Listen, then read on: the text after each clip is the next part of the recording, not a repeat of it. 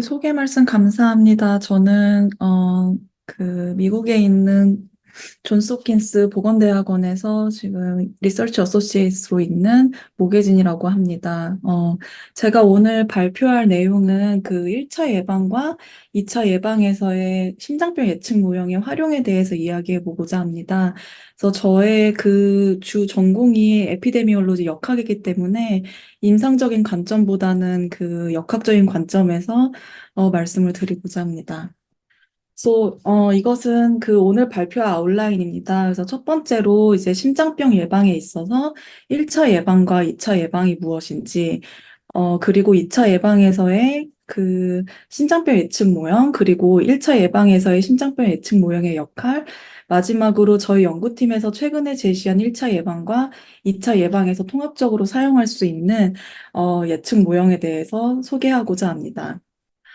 1차 예방은 심장병이 생기기 전에 그 발생을 막는 것입니다. 그래서 예를 들어 심장병의 위험 요인으로는 고혈압, 그 이상 지질혈증, 당뇨병, 흡연, 비만, 그리고 좋지 않은 식습관, 그리고 그 적은 신체 활동 등이 있는데 이러한 것들을 이제 개선시켜서 심장병의 발생을 막는 것입니다.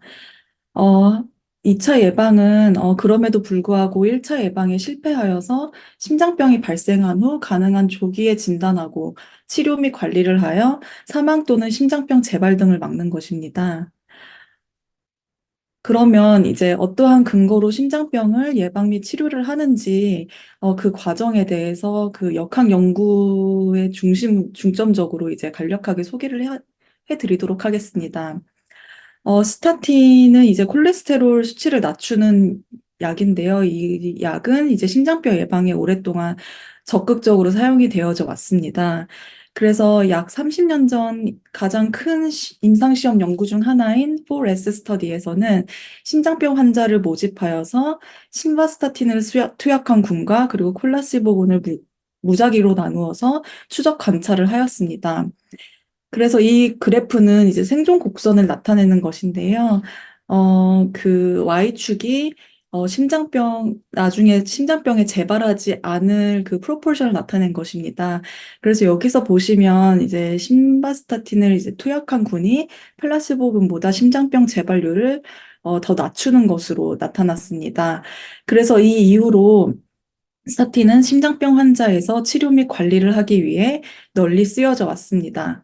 하지만 시간이 지남에 따라 이제 스타틴의 가격도 낮아지고 어느 정도 이제 효과도 많이 입증되어 왔기 때문에 심장병에 걸리지 않았지만 심장병 걸릴 확률이 높은 그 고위험군, 에서도 심장병 예방에 효과가 있지 않을까 하는 그런 질문이 생기게 됩니다. 그래서 약 한 15년 뒤에 2008년도에 이를 위한 그 무작위 임상시험 연구가 시작되었는데요. 그 심장병에 걸리지 않았지만 혈중 콜레스테롤이 높은 그런 환자를 모집을 하여서 스타틴을 투약한 군과 플라시보 군을 비교를 하였습니다. 그래서 이 그림에서 보시는 것과 같이 그 로즈바스타틴을 투약한 군이 플라시보를 투약한 군보다 더 그 심장병 발생률이 더 낮은 것으로 나왔습니다. 그래서 이 연구 이후로 여러 임상 가이드라인에서 1차 예방으로서의 스타틴 사용을 이제 확장을 하였고 이제 적극 권장을 하고 있습니다. 또 다른 예시를 하나 드리겠는데요. 최근 콜레스테롤을 낮추는 또 다른 신약인 PCSK9 인히비터가 이제 개발이 되었습니다. 그래서 몇 년 전에 이제 심장병 환자를 대상으로 무작위 임상 시험을 했는데 이 빨간 라인이 이제 PCSK9 인히비터를 이제 투약한 군이고 이제 파란 라인이 이제 플라시보 그룹입니다. 그래서 이 두 그룹을 비교를 하였을 때 PCSK9 인히비터를 투약한 군이 그렇지 않은 군보다 심장병 재발률이 더 적게 나타나는 것으로 연구 결과가 보고가 되었습니다. 그래서 이 이후로 임상 가이드라인에서는 심장병 환자 그 중에서 이제 더 고위험군에게 이 약을 고려하도록 권장을 하고 있습니다. 하지만 이 약은 이제 얼마 나오지 않은 신약이기도 하고 비용 효과적인 문제로 아직 1차 예방에는 연구가 되어 있지 않은 상태입니다. 그래서 아마 시간이 지나서 이 약의 그 비용 효과적인 부분이 이제 검증이 되면 나중에 그 스타틴처럼 1차 예방으로도 확장이 될 것으로 생각이 됩니다. 그러면 이렇게 누구에게 어떤 치료를 해야 되는지 이제 환자를 선별해내는 것이 중요합니다. 그래서 심장병 발생 예측 모형을 활용을 하여서 고위험군의 환자를 이제 선별하게 되는데 먼저 2차 예방에서의 심장병 예측 모형에 대해서 설명을 하고자 합니다. 이 가이드라인은 BST 분절 상승 급성 관상동맥 증후군 환자에서 혈관 재건술에 대한 임상 가이드라인입니다.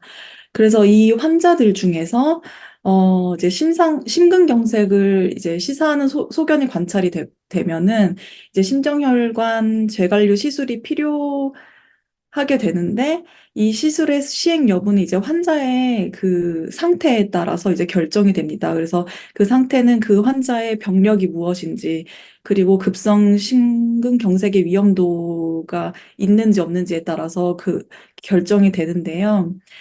예를 들어서 이제 심장성 쇼크나 그리고 협심증의 소견이 보이게 되면은 이제 즉각적으로 이제 침습적인 그 프로시저가 진행이 되고 그리고 이제 그레이스 스코어라고 해가지고 그 6개월 내에 사망률을 예측하는 그 예측 모형이 있습니다. 그래서 그 스코어에서 140점 이상이 나타나게 되면은 24시간 안에 시술을 하도록 이렇게 가이드라인에서 제시를 하고 있습니다.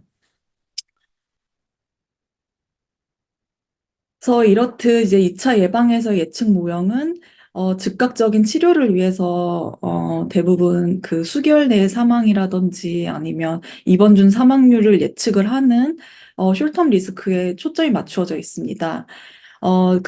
가장 대표적인 그 심장병 예측 모형, 2차 예방에서 심장병 예측 모형을 지금 여기 나열을 했는데요. 하나는 이제 티미 리스크 스코어이고, 하나는 그레이스 리스크 스코어입니다. 그래서 이 표에서 그 이 프리딕터, 그러니까 그 예측 모형에 들어가 있는 프리딕터를 보시면, 어, 요소들이 대부분 이제 ST 분절이라든지 아니면 엔자임 레벨 등 심근경색 위험도에 초점이 맞추어져 있습니다. 하지만 이런 그런 시술적인 방법도 많이 향상이 되었고 신약 개발 등으로 인해서 신장병 환자들의 예후가 점점 더 좋아지고 있습니다. 그래서 최근 발표된 논문을 보시면 이 표는 그 입원 내 사망률을 이제 연도별로 보여준 그래프인데요. 이제 여기서 보시면 그 입원 중 사망률이 이제 점점 이제 떨어지는 것으로 이제 나타났습니다. 그래서 이제 숄텀 리스크가 아닌 롱텀 리스크를 이제 어세스먼트 하는 그 모형이 필요하다라는 것이 그런 주장이 계속 이제 제기가 되어 왔었습니다. 그래서 이제 최근에 그 티미 그룹이라는 그 영국 리서치 그룹에서 그 심근경색 환자를 위한 심장병 예측 점수를 개발을 하였습니다. 그래서 이 연구팀은 이제 보통 임상에서 쉽게 사용할 수 있는 위험 요인을 포함을 하여서 점수를 이제 쉽게 계산하는 그런 쉬운 방법을 제시를 하였는데요. 그 위험 요인으로는 9가지 위험 요인이 들어가 있습니다. 그래서 여기서 보시면 그 헐트 페일리어나 고혈압, 연령, 당뇨병, 그리고 이전에 그 뇌졸중력이 있는지, 그리고 관상동맥 우회술 시술 경력이 있는지, 아니면 페리페럴 아테리얼 디지즈, 그리고 그 신장의 기능을 평가를 하는 사구체 여과율과 그리고 흡연 여부, 현재 흡연 여부 이렇게 9가지 위험 요인을 넣었고요. 여기서 이제 각 점수를 매겨서 이제 합산을 하여서 제 스코어를 계산하는 이제 방법을 제시를 하였습니다. 그래서 이 그래프를 보시면 이 점수에 따라서 그 3년 뒤에 그 사망, 심근경색 또는 그 뇌졸중으로 인한 그런 아웃컴이 어, 그 계속적으로 이제 증가를 하는 형태를 보였습니다.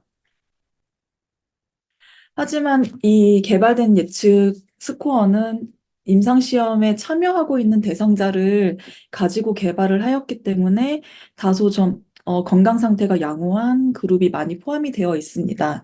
그래서 그 리얼 월드 데이터가 필요하다고 이제 제기가 되어 왔고, 그래서 저희 연구팀에서는 그 임상시험 참가자가 아닌 정말 리얼 월드 데이터를 가지고 밸리데이션 연구를 시행을 하였습니다. 그래서 이 연구는 네 개의 나라에 다섯 개 코호트가 포함이 되어 있는데요. 그 두 개의 코호트는 미국, 그리고 스웨덴, 한국, 그리고 뉴질랜드 코호트를 포함을 하여서 연구를 진행을 하였습니다. 그래서 이 표는 그 데모그래픽 디스트리뷰션을 이제 나타내는 건데 연령, 성, 그리고 인종을 보았을 때 그 분포가 다양한 것을 이제 확인하실 수가 있겠습니다. 그래서 이제 처음에 그 각 9가지 위험 요인이 나중에 그 심장병으로 인한 사망이라든지 심근경색이라든지 뇌졸중으로 인한 그런 아웃컴과 연관이 있는지 일단 보았습니다. 그래서 이 왼쪽에 있는 표는 그, 그 3년, 아웃컴에 대한 그 하자드 레이시오를 나타낸 것인데요. 그 9가지 요인 대부분 연관성이 있는 것으로 나타났습니다. 그 다음 저희가 이 점수를 각각 매겨서 세 그룹으로 나누었습니다. 그래서 가장 적은 그 점수가 0인 그룹, 그러니까 한마디로 그 9가지 요인을 갖고 있지 않은 그 환자를 로우 리스크 그룹, 그리고 하나 또는 두 개를 가지고 있는 그룹은 인터메디에이트 리스크 그룹, 그리고 세 가지 이상을 가지고 있는 그 그룹은 하이 리스크 그룹으로 이제 구분을 하였고, 그 3년 뒤에 그 아웃컴 발생률을 보았을 때, 하이 리스크 그룹이 가장, 높은 아웃컴 발생률을 나타내는 것으로 나타났습니다. 그래서 이 모든 대부분의 코호트에서 그렇게 나타났고, 한국 코호트에서는 그렇게 좀 차이가 크게 나타나진 않았지만, 그래도 하이리스크 그룹에서는 가장 아웃컴의 발생률이 높은 것으로 나타났습니다. 그래서 그래서 이를 바탕으로 이제 미국 심장학회에서는 그 죽상 경화성 심장질환, 그래서 아테로스클레로틱 CVD, 그 환자에서 고위험군을 선별하기 위한 모형을 제시를 하였습니다. 그래서 이 미국 심장학회에서 정의한 그 ASCVD는 최근에 어, 급성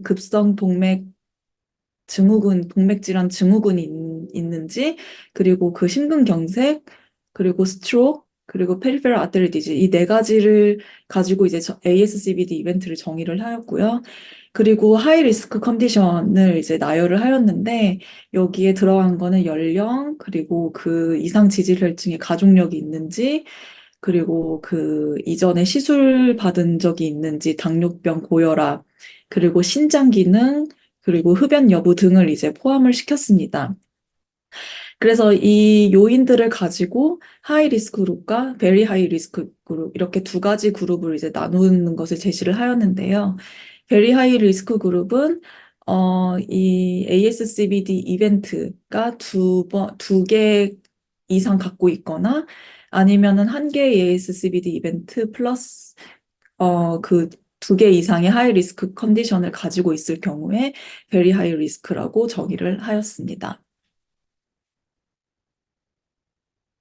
그래서 이제 베리 하이 리스크 그룹, 이 고위험군으로 이제 분류가 되면은 이제 PCSK9 이니비터 같은 그런 그 어그레시브한 그 치료를 하도록 권고를 하고 있습니다.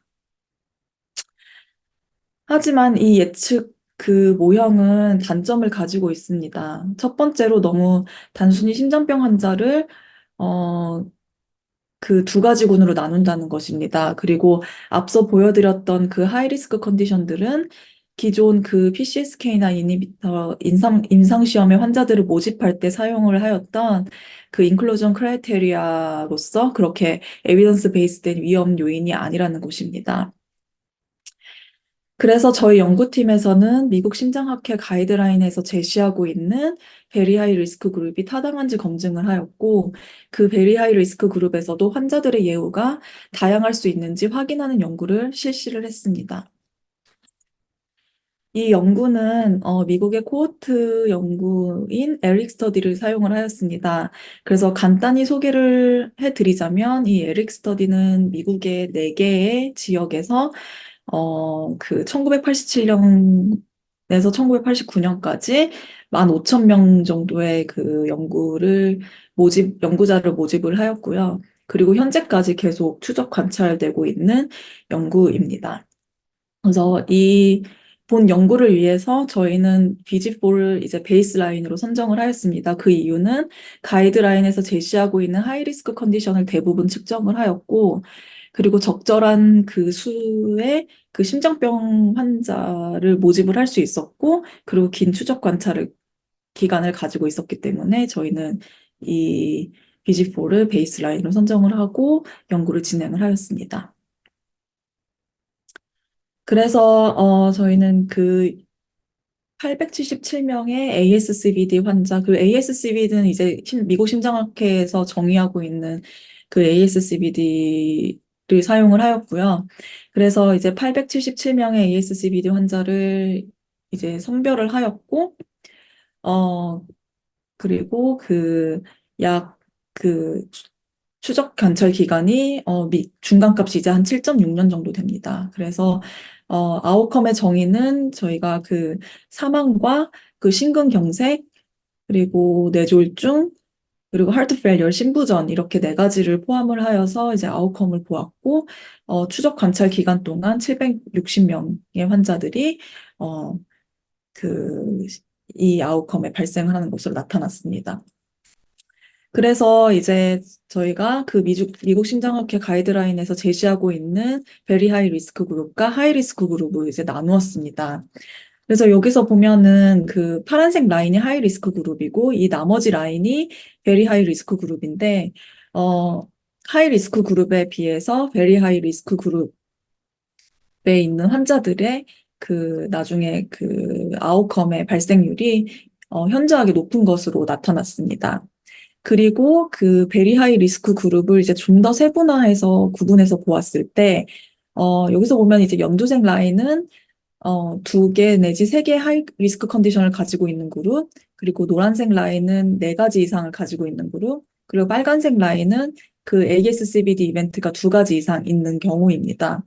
그래서 여기서 보았을 때 그 그 하이리스크 컨디션이 2개 내지 3개 있는 그룹보다 그 나머지 그룹의 그 나중에 아웃컴의 발생률이 현저하게 높은 것으로 나타났습니다. 그래서 저희는 여기서 그 베리 하이 리스크 그룹 안에서도 리스크 베리에이션을 어, 관찰을 하였습니다. 그래서 이 연구는 베리 하이리스크 그룹에서도 리스크 베리에이션이 있기 때문에 좀 더 세분하게 구분할 수 있는 리스크 프리딕션이 필요하다고 제시를 하였습니다. 여기까지 이제 그 심장병 예측 모형, 그러니까 2차 예방으로서의 심장병 예측 모형을 소개를 해드렸고요. 이제는 그 1차 예방에서의 심장병 예측 모형에 대해서 소개를 해드리고자 합니다. 그 1차 예방에서의 예측 모형은 2차 예방보다 더 정교하고 개발이 많이 되어 왔습니다. 그래서 1998년에 그 미국 프랭잉엄 지역에서 실시한 이제 코호트 연구가 있었는데 그 코호트 스터디를 기반으로 10년 후에 그 관상동맥 질환, 그러니까 코로너리 헐트 디지즈를 이제 예측하는 프랭잉엄 리스크 스코어를 개발을 하였습니다. 그래서 이 스코어는 2003년에 NCEP 콜레스테롤 가이드라인에 어, 포함이 되어서 약물 치료를 할 때 이 스코어를 사용을 하도록 이 가이드라인에서는 이제 권장을 하였습니다.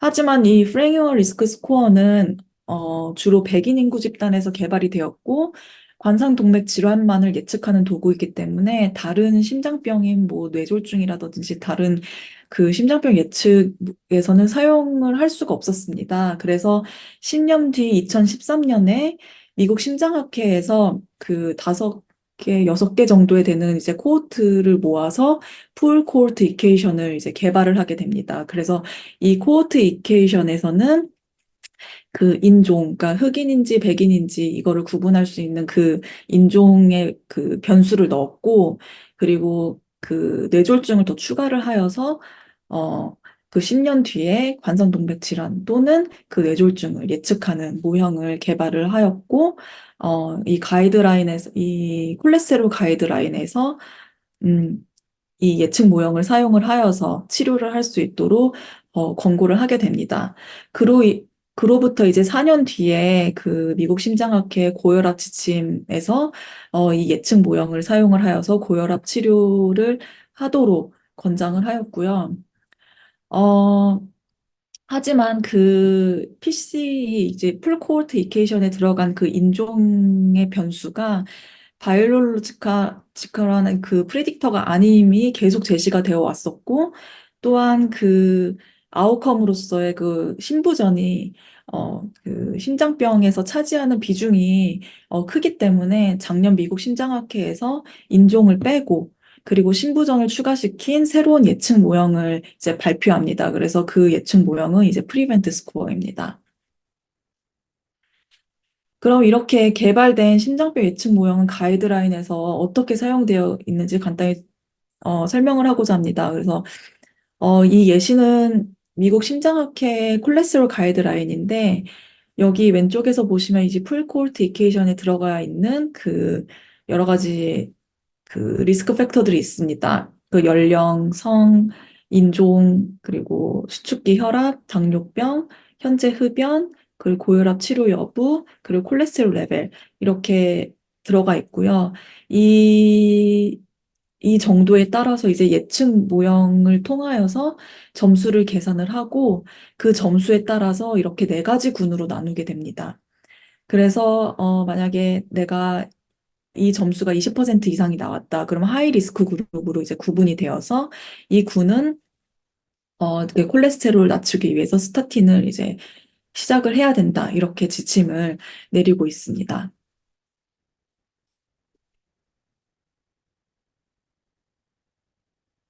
그래서 여기까지 1차 및 2차 예방에서 심장병 예측 모형을 설명을 하였고, 이제 저희가 최근에 발표한 유니버설 리스크 프리딕션 모델에 대해서 소개를 하고자 합니다. 앞서 1차 및 2차 예방에서의 심장병 예측 모형을 정리하였듯이 심장병 예방을 위해 예측 모형은 이렇게 2가지로 1차 예방에서의 예측 모형, 2차 예방에서의 예측 모형 이렇게 나누어져 있습니다. 그래서 그 이유는 이제 심장병 환자를 이제 단순히 더 고위험군이라고 간주하기 때문에 이렇게 나누어서 이제 계속 진행이 되어 왔었던 것입니다. 하지만 앞서 설명해드렸듯이 1차 예방, 2차 예방 모두 그 예측 모형 모두 연령, 당뇨병, 혈압, 흡연 등 이러한 위험 요인을 가지고 개발이 되었고 이 모형 이 요인들은 이제 2가지 그 예측 모형에 다 들어가 있지만 각각 나누어져 사용이 되어져 왔었습니다. 그래서 어, 이 2가지 모형을 합쳐서 한 개의 모델로 1차 예방과 2차 예방 세팅에서 사용할 수 있지 않을까라는 질문이 생기게 됩니다. 그래서 저희 연구팀은 각 위험 요인이 그 심장병 발생과 관련이 있는지, 그리고 그 관련성이 심장병을 가진 군과 가지지 않는 군에서 비슷하게 나타나는지 확인하고자 하였고, 그리고 그 모형들을 합쳤을 때 그 모형이 이 2그룹에서 잘 맞는지 연구를 하였습니다. 그래서 이 연구를 위해 앞서 설명해드렸던 에릭 스터디를 사용을 하였고, 가이드라인에서 권장하고 있는 예측 모형에 들어가 있는 그 위험 요인들과, 그리고 그 외에 가이드라인에서 언급하고 있는 카디악 마커 또는 다른 위험 요인들을 포함을 하였습니다. 그래서 이 위험 요인들을 가지고 라소 리그레션이라는 그 통계적인 분석 방법을 통해서 예측 모형에 들어갈 그 10가지의 위험 요인을 선별을 하였고, 이 위험 요인을 가지고 그 통합, 그 유니버설 리스크 프리딕션 모델을 개발을 하였습니다. 다음은 그 연구 대상자의 일반적 특성입니다. 그래서 약 9,300명의 연구 대상자 중에서 609명이 ASCVD 환자였습니다. ASCVD군은 그렇지 않은 군에 비해 연령이 더 많았고, 그리고 남성의 비율이 높았고, 그리고 혈압, 당뇨, 그리고 다른 심장 질환의 위험 요인의 비율이 더 높은 것으로 나타났습니다. 약 20년 동안, 추적 기간 동안 3,209명의 사망 및 심장병 발생자가 나왔습니다. 그래서 이 표는, 그 심장병을 가지고 있는 군과 가지지 않는 군, 모두 위험 요인과 그 아웃컴의 그 관련성을 이게 나타낸 표인데요. 이 숫자들은 다 하자드 레이쇼입니다. 그래서 여기서 보시다시피 그 하자드 레이쇼가 각각 이제 비슷하게 나타나는 것으로 나타났습니다. 그래서 저희의 결론은, 이런 위험 요인들, 심장병 가이드라인에서 제시하고 이런 위험 요인들이 그 심장병을 가지지 않는 군과 가지는 군 모두 다 비슷하게 나중에 그 아웃컴이 발생할 그 관련성이 비슷하게 나타난다라고 이제 결론을 내렸고, 하지만 그 몇 가지 위험 요인, 즉 그 연령, 토탈 콜레스테롤, 그다음에 HDL 콜레스테롤, 그리고 그 중성 지방에서는 그 두 군의 그 인터랙션이 나타났는데, 이 말의 뜻은 뭐냐면, 예를 들어서 이제 연령과 그 아웃컴의 관련성이 그 노 ASCVD 군에서는 하자드 레이쇼가 1.37이고 ASCVD 군에서는 1.10인데, 이것이 유의하게 그 노 ASCVD 군에서 더 그 관련성이 강하게 나타났다, 이런 뜻이고요. 그리고 토탈 콜레스테롤을 보았을 때 ASCVD 군에서 좀 더 강하게 그 관련성이 나타났다라고 보시면 되겠습니다. 하지만 이제 전반적으로 이제 각 위험 요인들이 비슷하게 관련성을 보이는 것으로 나타났습니다. 그래서 그 다음에 그 저희가 그 나열을 하였던 그 위험 요인들을 가지고 그 라소 리그레션 모델을 시행을 하였고, 이제 시행 결과 이제 10가지 위험 요인을 선별을 하였습니다. 그래서 이 10가지 위험 요인들이 여기에 이제 나열이 되어 있는데요. 그 10가지 위험 요인들은 이제 연령, 당뇨병, 수축기 혈압, 고혈압 복용 여부, 흡연, 그리고 염증 마커인 이제 CRP, 그리고 이 두 마커는 이제 칼디악 그 바이오 마커입니다. 그래서 이 10가지 10가지 위험 요인을 가지고 예측 모형을 이제 구축을 하였습니다.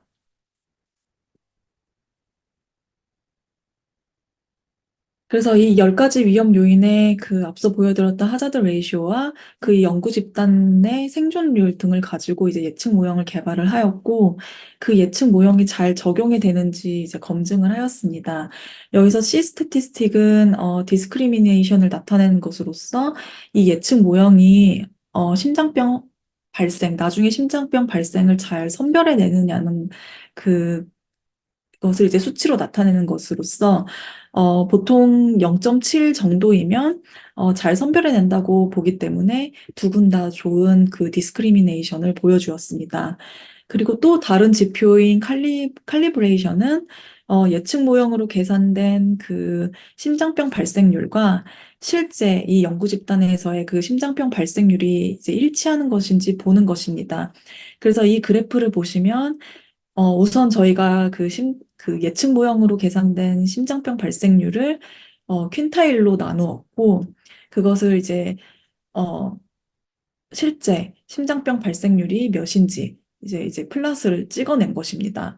그래서 여기서 보시면 어, 대체로 예측 모형에서 계산된 예측값과 그리고 그 실제로 발생률이 거의 일치하는 것으로 나타났습니다.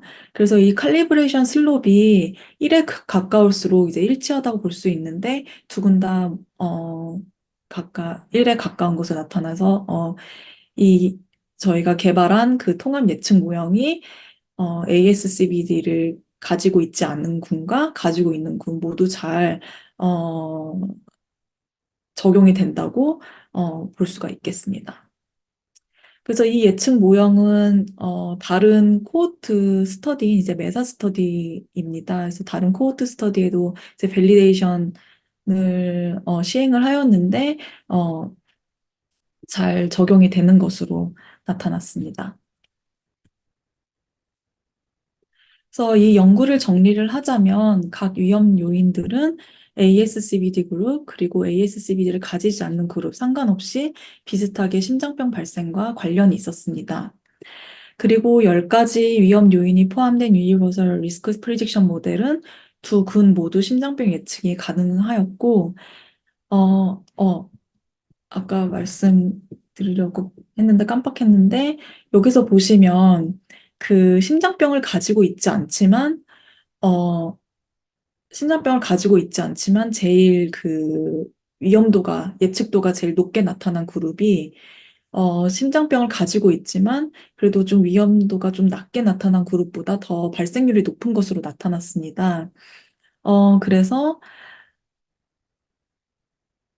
어, 그래서 이 파인딩이, 임상에 많이 이제 적용이 될 거라고 생각이 됩니다. 그래서 이 유니버설 리스크 모델은,